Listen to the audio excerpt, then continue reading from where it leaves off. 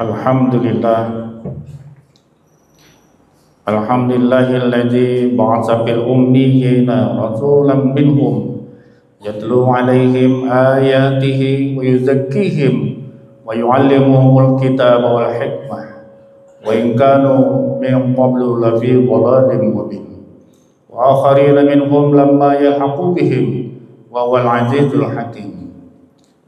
Nahmaduhu wa nasta'inuhu wa nastaghfiruhu wa natubu ilayhi wa na'udzu billahi min shururi anfusina wa min sayyiati a'malina may yahdihillahu fala mudilla lahu wa may yudlil fala hadiya lahu. Asyhadu an la ilaha illallah wahdahu la syarika lahu wa asyhadu anna Muhammadan 'abduhu wa rasuluh. Allahumma shalli ala sayyidina maulana Muhammad wa ala alihi wa ashabihi ajma'in. Amma ba'du, fa ya ayyuhal mu'minun ittaqullaha wal tanzur nafsum ma qaddamat lighad wattaqullaha innallaha khabirun bima ta'malun. Wa qala Allah ta'ala fil Qur'anil Karim, a'udzu billahi minasy syaithanir rajim. Innal ladzina qalu rabbuna Allah tsumma istaqamu tatanazzalu 'alaihimul malaikah alla takhafu wa la tahzanu wa abshiru bil jannati allati kuntum tu'adun. Wa qala Rasulullah sallallahu alaihi wasallam ahabbul amali ila Allah adwamuha wa in qala. Masyarul muslimin rahimani wa rahimakumullah. Marilah kita bersyukur pada Allah. Pada hari ini kita masih diberi kesempatan untuk hidup menjalankan ketaatan pada Allah, wabil khusus pada tanggal 5 bulan Syawal 1446 Hijriah ini. Karena kita berada dalam hari-hari kemenangan. Salawat dan salam pada junjungan kita Nabi Muhammad Rasulullah SAW, juga untuk seluruh keluarga, sahabat dan pengikutnya sampai di akhir zaman kelak. Selanjutnya, hati berusia untuk diri pribadi dan keluarga, serta mengajak saudara-saudaraku jamaah Masjid Piti ini, Darussalam Piti ini. Marilah kita bertakwa pada Allah dan dalam setiap diri kita memperhatikan bekal-bekal yang akan kita bawa untuk berjumpa dengan Allah kelak. Bertakwalah kepada Allah. Sesungguhnya Allah Maha mengetahui detil-detil amal perbuatan yang kita lakukan di atas permukaan bumi ini.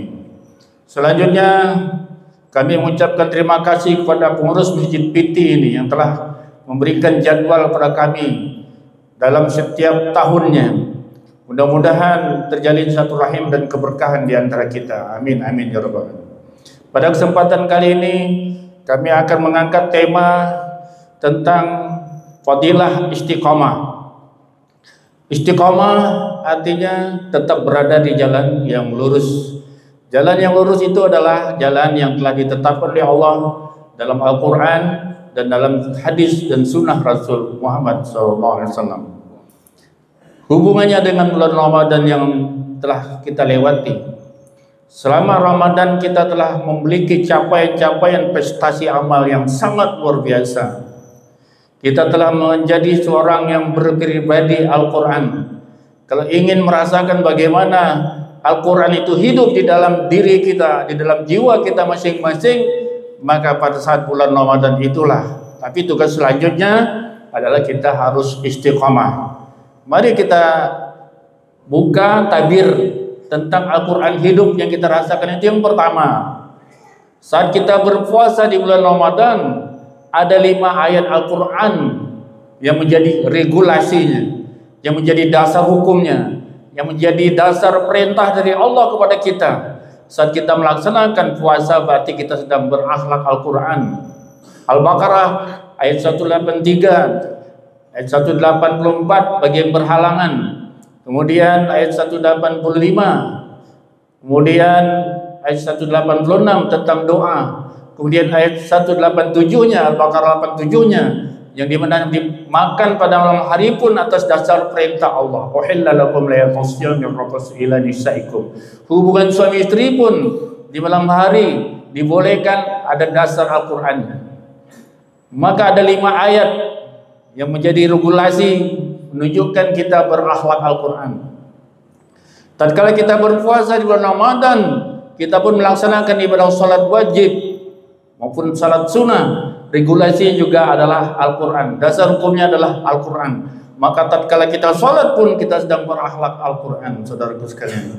Salat malam yang dinamakan salat tarawih, maka dasar hukumnya juga bisa banyak. Bisa dari surah Al-Muzammil, ya ayyuhal muzammil qumil laila illa qalila. Wahai orang yang berselimut, salatlah kamu sepanjang malam. Illa qalila, atau separuh malam. Maka salat tarawih itu pada prinsipnya adalah melatih kita untuk rajin salat malam. Setelah ini kita istiqamah, lanjutkan salat malamnya.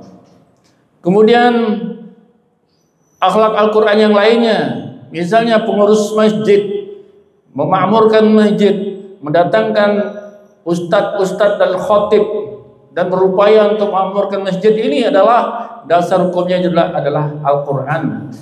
Innallaha innama ya'muru masajidallah man.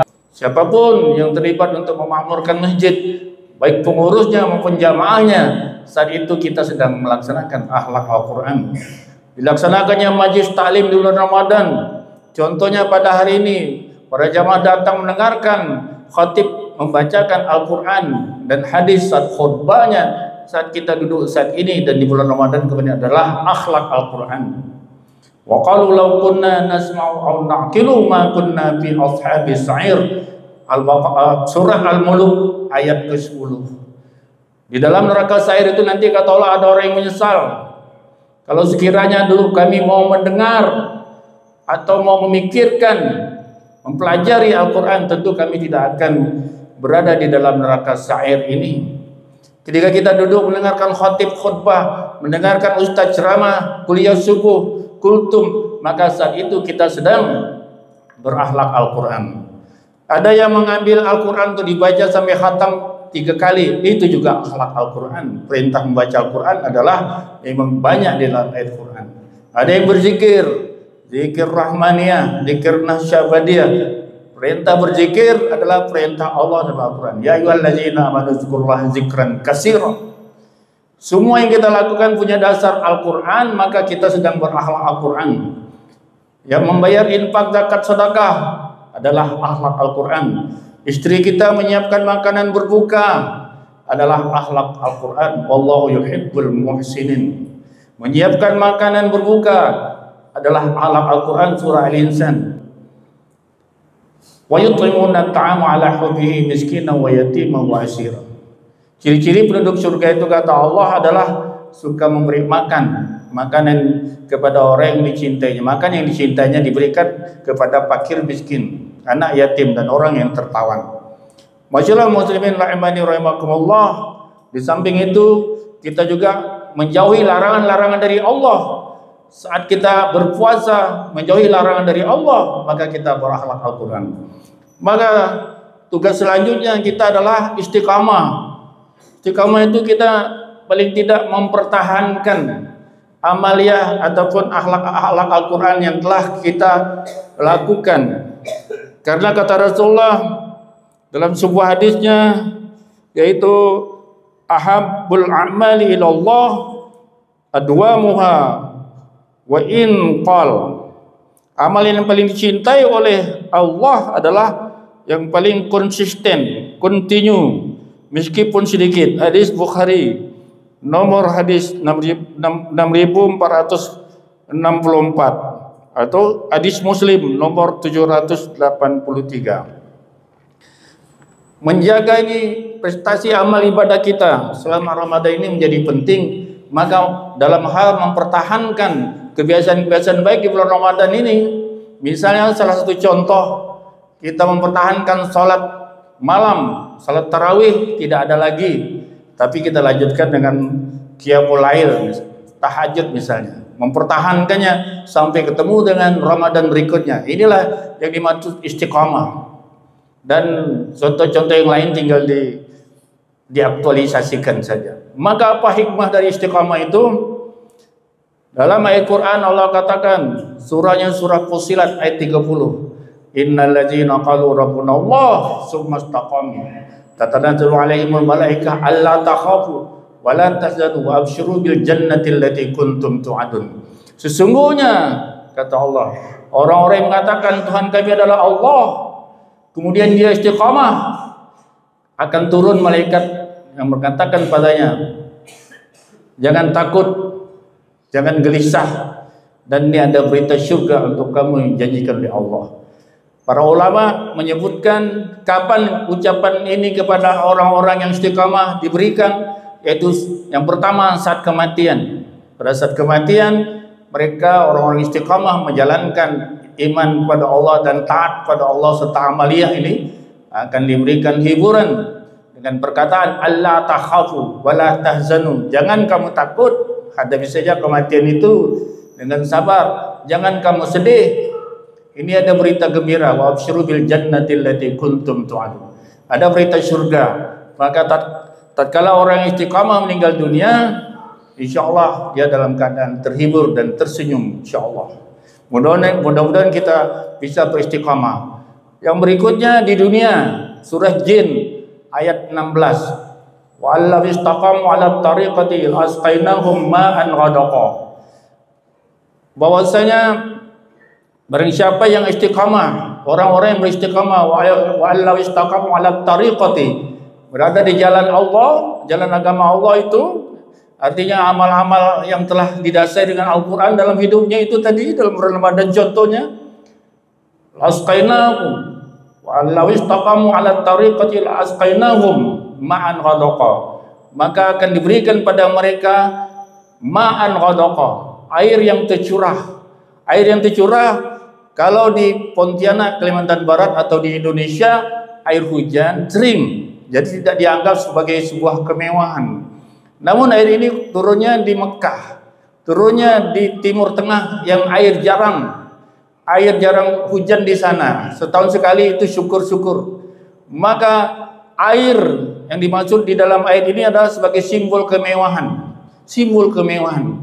Bagi orang yang istiqamah, insya Allah akan diberikan rezeki, bukan hanya sekedar air, tapi juga diberi kelapangan rezeki, kemudian diberi rezeki dari arah yang tiada disangka-sangka.